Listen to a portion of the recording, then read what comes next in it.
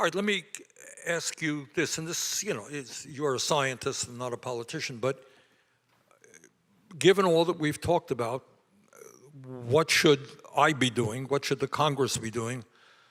I hesitate to say what the president should be doing. Not particularly relevant for this discussion, but what should a sane government be doing? Okay, so there's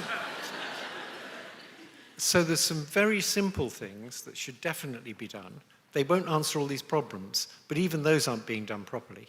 The first thing is, if you're going to release one of these big chatbots, you ought to do a lot of safety tests on it, and you ought to be required by your government to report what safety tests you did and what the results were. And as time goes by and we get more experience, we can add to those safety tests. Let me interrupt you. What do you mean by safety nets? What should irrational government be doing? So you take a chatbot and you say, can I figure out how to trick it into telling me how to make a homemade bomb?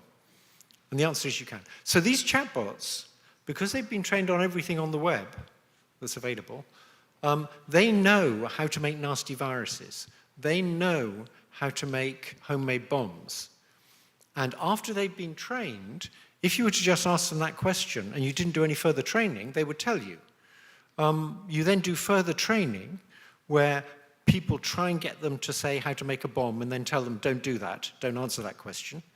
That's called human reinforcement learning, where the people ask them questions and say, that's a bad answer, or that's a good answer. It's very easy to overcome that, or relatively easy to overcome that. And not nearly enough testing has been done on how to overcome that. So there was a very good bill, a very sensible bill, not very strict at all, proposed in California, 1047, that got through both houses and was vetoed by Gavin Newsom, strangely. That just said you have to test them and you have to tell the government the results of the tests, and if you don't, you can be sued civilly by the Attorney General. Even that failed. So that's just the minimum. There's another area where there has to be legislation, which is to do with these things telling you how to create nasty viruses. That's probably the most urgent threat. These things know how to create viruses, and they can tell you how to create viruses. And they've got a sort of thin veneer telling them not to tell you. We need a lot of legislation about how it must not be possible to get them to tell you how to create nasty viruses. Also, during the Biden administration, they realized that if I can get the DNA sequence for a nasty virus, I can send it off to the cloud, and they will send it back in a test tube. So I don't actually need a wet lab. I just send it to the cloud, and I get this nasty virus in a test tube. And at least they should check whether this sequence has a sequence for example, the spike protein of COVID. If it's got that sequence in, maybe they shouldn't make it. It turns out most of the companies don't check. Some of them do, but most of them don't. The Biden White House would have loved to have legislation that said that anybody who synthesizes these sequences on the web has to do serious checks for whether they're synthesizing a nasty virus. They figured out, though, that there was no point even proposing legislation because the Republicans wouldn't give Biden a win. Their calculation was the Republicans would rather Biden not get a win than protect us from lethal viruses. Right now, the other side of this is if a virus does get out there, you'd like to have good response to it. We've got someone who had a worm in his brain getting rid of the research on how to respond to it. Let me go back to a concern that I have, which is in many ways above and beyond the whole discussion of AI. We are living in a moment in American history where we have more income and wealth inequality than we've ever had. You got one guy, Mr. Musk, owning more wealth, for example, than the bottom 52% of American households. You have more concentration of ownership than we've ever had. What does it mean? I mean, these guys are not dummies. And if they are investing many, many hundreds of billions of dollars in these technologies, yes, I think we can assume they're doing it for the money. But what does it mean for our society and the world when so few people have so much power? How does that impact?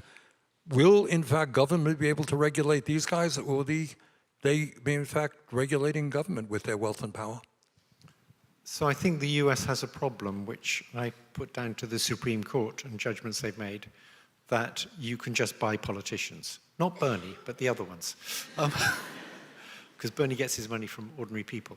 And there's no limit to how much you can contribute to politicians via these sort of super PACs that pretend to be independent.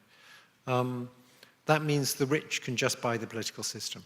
I remember when I first got to the States as a postdoc in 1978, there was a US government organization that protected consumers that said that used car dealers should be required to tell you about a fault in the car if they had used that fault in the car to buy it cheap from the previous owner.